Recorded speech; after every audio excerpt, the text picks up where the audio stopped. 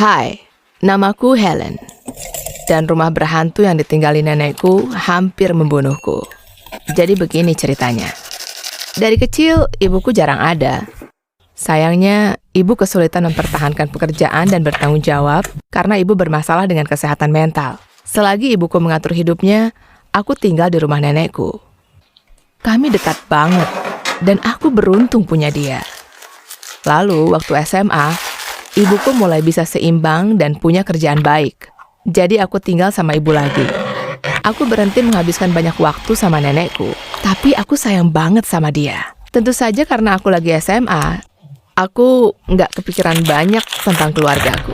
Aku lebih sibuk mikirin dapat nilai bagus, main olahraga, dan pacaran sama Julius. Julius itu salah satu cowok paling ganteng di angkatanku, dan ternyata dia tertarik sama aku. Suatu malam, ibuku mengajak aku ke rumah nenek untuk ulang tahunnya.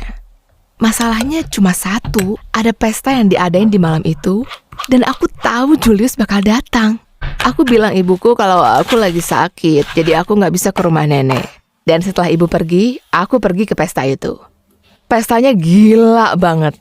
Ada banyak orang joget dan melakukan sesuatu yang seharusnya nggak boleh, dan aku di sana melihat itu semua. Di akhir malam, aku dan Julius ciuman, dan dia bilang aku cewek dia. Rasanya kayak di surga. Lalu, HP-ku berdering. Di sisi lain, ibuku menangis dengan histeris. Dan waktu aku sadar apa yang ibu bilang, hatiku hancur. Ibu bilang kalau di tengah makan malam, nenekku pingsan. Waktu ambulans datang, nenekku telah dinyatakan meninggal. Aku nggak percaya apa yang aku dengar. Aku langsung ninggalin pesta. Kepalaku berputar dengan kenyataan yang nggak bisa aku terima. Malam terbaik dalam hidupku berubah jadi mimpi buruk.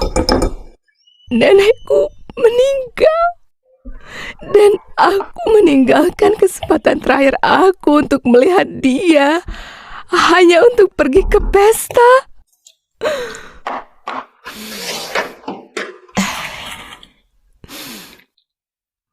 Hari-hari menuju pemakaman begitu berat. Aku sembunyi di kamar dan tiduran di kasur sepanjang hari. Rasanya sangat aneh, tapi nanti rasanya akan lebih aneh lagi. Ibuku datang padaku sambil memegang kertas. Ternyata nenek meninggalkanku rumah liburannya yang ada di dekat danau di kota sebelah. Di tengah kesedihan, ini adalah momen kegembiraan. Tapi, ibuku menjatuhkan bom padaku. Aku nggak boleh punya itu sampai umurku 18. Aku tanya kenapa aku harus tunggu, padahal tinggal 6 bulan lagi. Tapi ibuku memutar matanya dan bilang aku bakal ngerti kalau aku udah lebih tua. Aku nggak tahu kenapa, tapi aku naik pitam. Begitu banyak amarah dalam diriku, sampai aku teriak ke ibu. Aku memakinya, dan aku bilang kalau ibu nggak ngerti apa-apa. Beberapa minggu kemudian, pertengkaran jadi kebiasaan sehari-hari. Aku marah terus-terusan. Dan ibuku berlaku seperti psikopat. Itu seakan ibu mau aku menderita.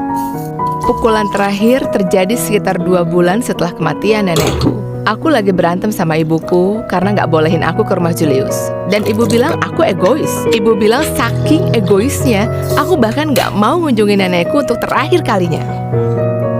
Itu ngena.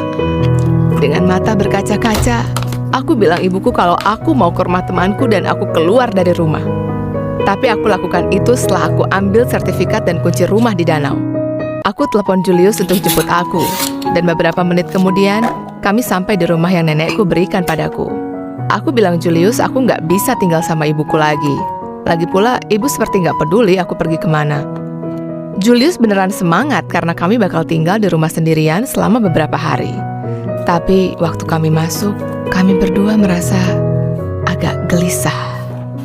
Di malam pertama, kami tiduran di kasur dan menatap ke langit-langit. Aku mulai bertanya kenapa nenekku nggak pernah bawa kami ke sini waktu kecil. Dan saat itu, sumpah aku dengar lagu favorit nenekku dimainkan di lantai bawah. Aku tanya apa Julius juga dengar, dan dia bilang kalau aku gila. Aku turun ke bawah untuk lihat itu datang dari mana, dan suaranya hilang. Aku mikir sesaat, apa itu cuma bayangan aku? Apa rasa bersalahku akan kematian nenekku yang bikin aku jadi kayak gini? Beberapa hari ke depan, aku kayak kehilangan akal sehat. Besok paginya di dapur, sumpah demi Tuhan aku dengar siulan. Tapi itu bukan siulan biasa. Seseorang bersiul lagu yang sering dinyanyikan nenekku. Dengan panik, aku ikuti siulan itu. Tapi itu seakan datangnya dari balik tembok. Aku bilang ke diriku sendiri kalau semuanya nggak apa-apa. Tapi Julius mulai panik juga. Dia bersumpah dia mulai lihat sesuatu di rumah. Setiap malam pas mau tidur, kami selalu pelukan erat. Julius mencoba membujukku untuk pulang, dan itu bikin aku marah ke dia. Memangnya dia nggak ngerti ibuku bikin aku merasa kayak apa? Setelah pertengkaran itu, Julius tidur memunggungiku. Aku berpikir untuk minta maaf, jadi aku balik badan untuk bangunin dia. Dan ada wajah yang menatap ke arahku, dan itu bukan wajah biasa. Itu wajah nenekku, tapi versi yang mengerikan. Rambutnya berantakan, giginya kuning, dan matanya bersinar mengerikan. Aku teriak kencang banget dan menutup mataku. Dan waktu aku buka mataku, dia sudah hilang. Jantungku kayak mau keluar. Julius berusaha menenangkanku, tapi aku nggak bisa. Beberapa hari ke depan, aku kesusahan banget.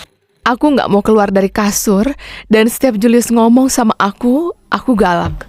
Dia memohon supaya kita pergi, tapi aku marahin dia lagi karena dia nggak ngerti. Dia balik marah padaku, aku nggak ngerti karena kamu nggak ngomong sama aku. Aku bahkan udah nggak tahu kamu siapa. Cari tahu, setelah itu baru hubungi aku.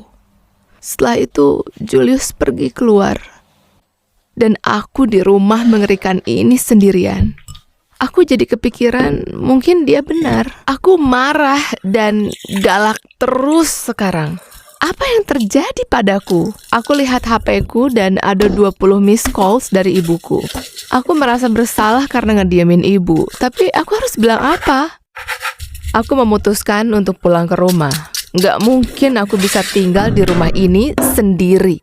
Aku jalan ke bawah dan telepon ibuku untuk bilang kalau aku mau jalan. Tapi waktu ibu angkat, aku lihat wanita itu